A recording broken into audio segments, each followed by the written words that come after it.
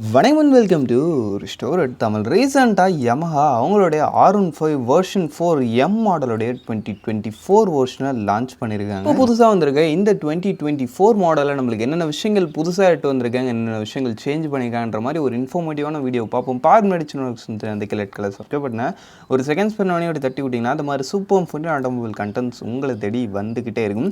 சரி வாங்க இப்போ நம்ம அதிகமாக பேசாமல் வீடியோக்குள்ளே போகலாம். ஃபர்ஸ்ட் விஷயம் என்னென்ன சேஞ்சஸ் கொடுத்துருக்காங்கன்றதை பார்ப்போம். அதில் வந்து முதல் முக்கியமான விஷயம் பார்த்தோன்னா அந்த வெஹிக்கிளுடைய கலர் ஸ்கீம் ஆவாங்க. இப்போ உங்களுக்கு புதுசாக ஒரு carbon fibre finished colour scheme கொடுக்குறாங்க. இந்த இடத்துல இந்த கார்பன் ஃபைபர்ன்ற வார்த்தையை கேட்டவொடனே நிறைய பேர் மனசில் வர ஒரு தாட் என்னன்னு பார்த்தா, இப்போ புதுசாக R15 கார்பன் ஃபைபர் மெட்டீரியல் வச்சு கொடுக்குறாங்களா, அப்போ வண்டி இன்னும் வெயிட்லெஸ்ஸாக இருக்கும், அது இல்லாமல் கார்பன் ஃபைபரோட ஸ்ட்ரென்த்தும் சூப்பராக இருக்கும், ப்ரொடெக்ஷனும் சூப்பராக இருக்கும்னு நினைப்பீங்க. பட் நான் அப்படிலாம் எதுவும் கிடையாது. அது ஜஸ்ட் கலர் ஸ்கீம் தான், நாட் ஒரிஜினல் கார்பன் ஃபைபர். ஆமாங்க, ஒரிஜினல் கார்பன் ஃபைபர்லாம் கிடையாது. அவங்களே தெளிவாக மென்ஷன் பண்ணியிருக்காங்க. கார்பன் ஃபைபர் ஸ்கீமில் இருக்கக்கூடிய ஒரு கலர் தான் கொடுத்துருக்காங்க, நாட் கார்பன் ஃபைபர் அவங்க கொடுக்கல. லுக்கு மட்டும் தான், மற்றபடி யூஸ்வலாக இருக்கிற மாதிரி அதே பிளாஸ்டிக் குவாலிட்டி தான் உங்களுக்கு இந்த இடத்துலையும் வருது. அதுக்கடுத்து எனக்கு தெரிஞ்சு இந்த 2024 மாடலில் ஒரு ஒர்த்தான ஒரு அப்கிரேடாக தெரிகிற ஒரு விஷயம்னு பார்த்தோன்னா அந்த வண்டியோட ஃபீச்சர் பேக்கில் அவங்க ஃபீச்சர் வைஸ் பொறுத்தளவுக்கு இப்போ உங்களுக்கு புதுசாக turn by turn GPS navigation system கொடுக்குறாங்க.